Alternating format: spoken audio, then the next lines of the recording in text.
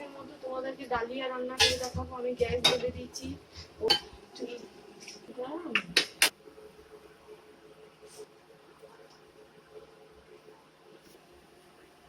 Hello, এটা দলিয়া।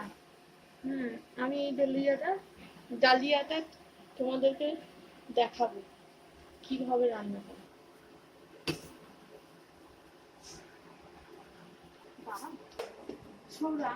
আমি এবার ডালিয়া রান্না করছি।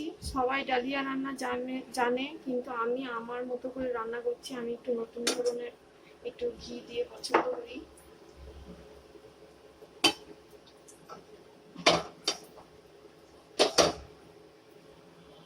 প্রচন্ড তেতে গেছে। ডালিয়া ঢেলে দিলাম। এবার ডালিয়াটা কিছুক্ষণ ভেজে নেব।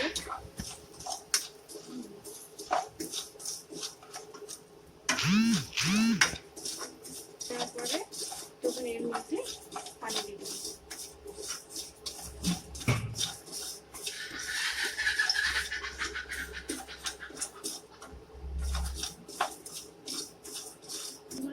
ভাজা হয়ে গেছে, দেখো একটু হালকা ভেজে ফ্রাই করে নিয়েছি। তারপরে এবার এর মধ্যে একটু পানি দিয়ে দেবো।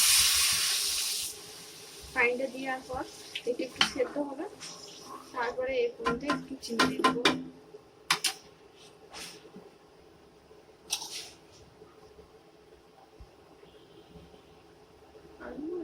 একটু সেদ্ধ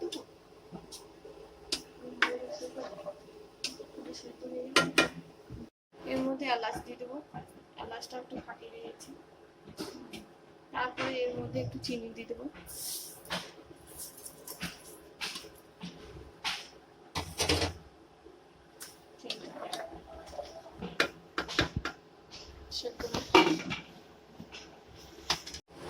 একটু দেখি নেড়ে দিই। দেখো এখানে সেদ্ধ হবে, আর একটু সেদ্ধ হবে। এরপর দুধটা দেব।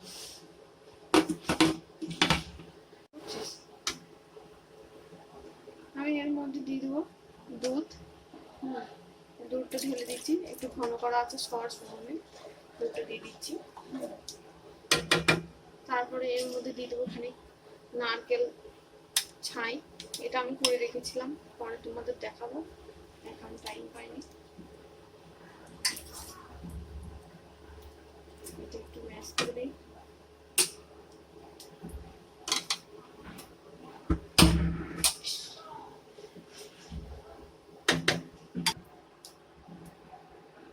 নারকেলের ছাইগুলো একটু তোমাদের গোটা গোটা হয়ে আছে, দানা দানা হয়ে আছে, তো বেশি দিচ্ছি। ঢাকনাটা লাগিয়ে দিই। কিছুক্ষণ পরে এটা দেখাবো।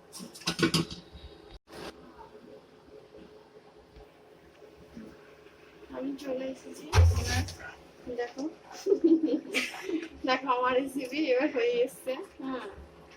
এবার একটু জলটা শুকিয়ে এসছে, আর একটু জলটা শুকিয়ে গেলে ভালো হয়, একটু টেনে নেবে অবশ্য। এইভাবে আমি ডালিয়া রান্না প্রতিদিন আমি খাই। আমার অসুস্থর জন্য আমাকে ডাক্তার বলেছে খেতে। এইভাবে আমি করি। তোমরা তুলে খেয়েও, আর আমাকে জানিও কেমন লাগলো রেসিপিটা। রান্না কমপ্লিট। গ্যাস ওভেন বন্ধ করে দিয়েছি এবং এবার ঢেলে নিচ্ছি। দেখো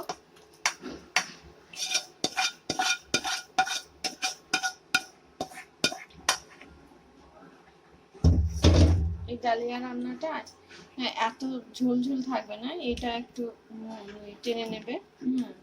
খাওয়ার টাইমে একটু ঠান্ডা হোক, ঠান্ডা হলেই টেনে নেবে। তোমরা প্লিজ করে খেও এবং আমাকে জানিয়ে দেবে। একটুখানি রান্না গ্যাস আবার ফিরে আসবো তোমাদের মধ্যে।